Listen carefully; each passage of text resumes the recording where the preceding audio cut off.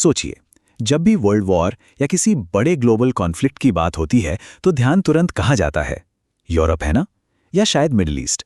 लेकिन आज के इस गहरे विश्लेषण में हम उन रिपोर्ट्स और डेटा को अनपैक करने वाले हैं जो एक बिल्कुल अलग ही कहानी बयां कर रहे हैं। इनके मुताबिक अगला बड़ा युद्ध वहां से शुरू नहीं होगा जहां हिस्ट्री ने हमें देखना सिखाया है, बल्कि इसकी शुरुआत यहीं एशिया से हो सकती है। ये एक ऐसी पॉसिबिलिटी है जिसे समझना आज के वक्त में सच में सबसे ज्यादा जरूरी है।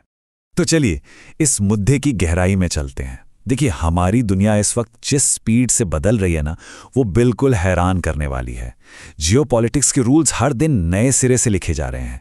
तो ऐसे में ये बड़ा सवाल उठना बिल्कुल लाजमी है कि क्या होगा अगर अगले विश्व युद्ध की चिंगारी एशिया में भड़क उठे। जिस तेजी से हम मिलिट्री और टेक डेवलपमेंट्स देख रहे हैं, उसने इस खतरे को सिर्फ एक थ्योरी से निकालकर एक डरावनी रियलिटी बना दिया है।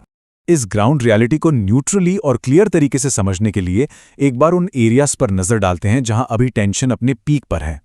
ये वो फिजिकल फ्लैश पॉइंट्स हैं जो लगातार न्यूज हेडलाइंस में छाए रहते हैं, जैसे चाइना का तेजी से बढ़ता मिलिट्री एक्सपेंशन, ताइवान के आसपास का हैवी टेंशन, नॉर्थ कोरिया के लगातार मिसाइल टेस्ट्स, इंडिया और पाकिस्तान के बीच की पुरानी न्यूक्लियर राइवलरी और साउथ चाइना सी में डोमिनेंस की वो बेहद आक्रामक रेस। ये सभी वो ट्रेडिशनल बॉर्डर्स हैं जहां मिलिट्रीज बिल्कुल आमने सामने खड़ी हैं। और सच बताएं तो ये एक बेहद डेलिकेट और एक्सप्लोजिव सिचुएशन है। इनमें से किसी भी एक भी एरिया में बस एक छोटी सी गलती और पूरी दुनिया युद्ध की आग में झोंकी जा सकती है। बॉर्डर पर हुआ एक छोटा सा क्लैश, किसी मिसाइल के रास्ता भटकने की एक गलती, या किसी एआई का इस्तेमाल करके ग्लोबल इंटरनेट इंफ्रास्ट्रक्चर पर किया गया एक मास साइबर अटैक, इनमें से कोई भी एक सिंगल इवेंट वो ट्रिगर बन सकता है जो पूरे प्लैनेट को एक भयानक वॉर में खींच ले। सिचुएशन इतनी फ्रेजाइल है कि बस एक चूक और रिजल्ट्स अनइमेजिनेबल होंगे। अब ध्यान दीजिए, ये कंपैरिजन सच में इस पूरी स्थिति को बहुत बेहतरीन तरीके से समझाता है। हमारी आज की हाईली कनेक्टेड दुनिया को देखकर लगता है ना कि अचानक इतना बड़ा ग्लोबल वॉर होना तो बिल्कुल इम्पॉसिबल है।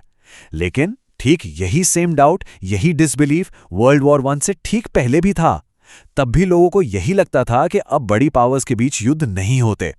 पर रियलिटी ये है कि आज की डीपली इंटरकनेक्टेड दुनिया में एक जगह लगी आग को पूरी दुनिया में फैलने में वक्त नहीं लगता।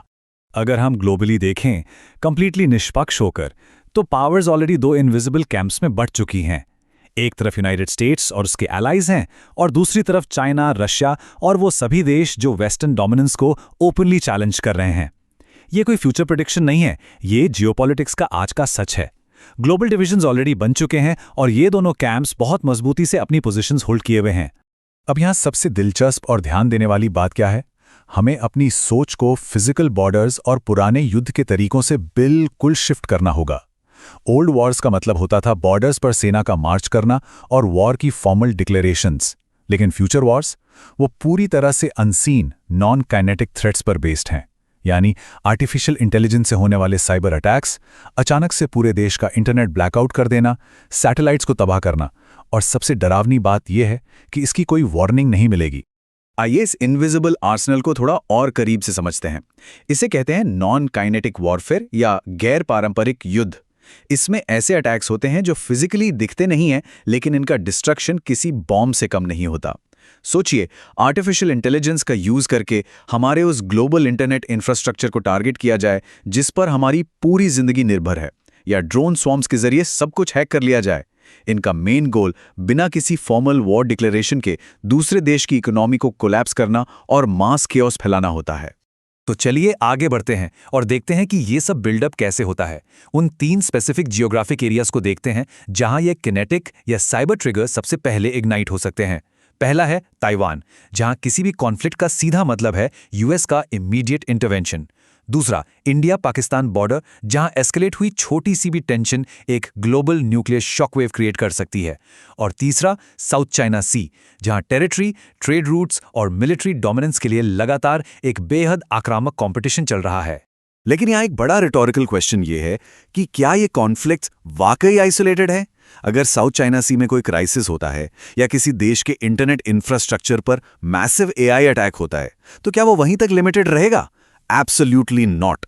आज के इस हाइपर कनेक्टेड एरा में कोई भी क्राइसिस किसी एक बॉर्डर तक सीमित नहीं रहता। सब कुछ एक दूसरे से जुड़ा हुआ है। तो यहाँ सबसे ज़रूरी पॉइंट समझने वाला ये है कि ये पूरा सिस्टम एक डोमिनो इफेक्ट की तरह काम करता है। स्टेप 1, एक आइसोलेटेड क्राइसिस स्टार्ट होता है, चाहे वो बॉर्डर क्लैश हो या एक invisible AI cyber sabotage. Step 2, इस एक ट्रिगर से अलायंसेस तुरंत एक्टिवेट हो जाते हैं। स्टेप 3, शुरू होती है मास रिटेलिएशन, जो काइनेटिक भी हो सकती है और डिजिटल भी। और फाइनली स्टेप 4, एक फुल ब्लोन ग्लोबल वॉर। ये चेन रिएक्शन इतनी फास्ट होती है कि जब तक कोई कुछ समझे तब तक दुनिया युद्ध में उतर चुकी होती है। अब इंटरनेट और सोशल मीडिया पर ऐसी बहुत सी टाइमलाइंस और प्रेडिक्शंस देखी जा सकती हैं। कोई कहता है 2026, कोई 2027, तो कोई कहता है 2030 से पहले। ऐसी डेट्स की बाढ़ सी आई हुई है। लेकिन सच्चाई क्या है? सच्चाई यह है कि किसी को भी एग्जैक्ट डेट नहीं पता, पर हमें ये जरूर पता है कि इसके पीछे का मैकेनिज्म और ये advanced AI threats already active हो चुके हैं और अपनी जगह ले चुके हैं।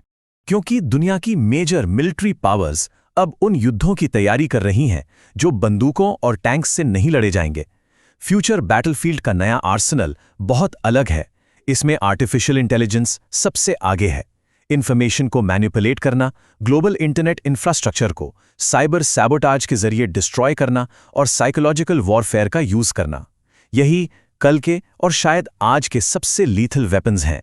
और इसलिए ये कहना गलत नहीं होगा कि आने वाले कल का बैटलफील्ड वहाँ किसी दूर सरहद पर नहीं, बल्कि ठीक यहाँ फ़ोन की स्क्रीन पर होगा।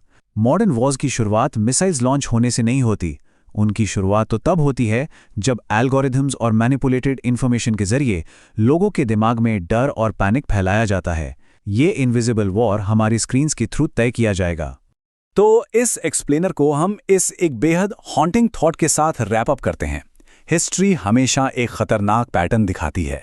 सिविलाइजेशंस को अक्सर ये रियलाइज होता है कि वर्ल्ड वॉर शुरू हो चुका है, लेकिन तब तक बहुत देर हो चुकी होती है। ये एक ऐसा पॉइंट है जो सोचने पर मजबूर कर देता है। क्या पता एआई और इंटरनेट वॉरफेयर के इस नए जमाने में ये नॉन काइनेटिक वॉर ऑलरेडी शुरू हो चुकी हो और इसका अंदाजा तक ना हो। इसी सवाल के साथ ये विश्लेषण यहीं छोड़ते हैं।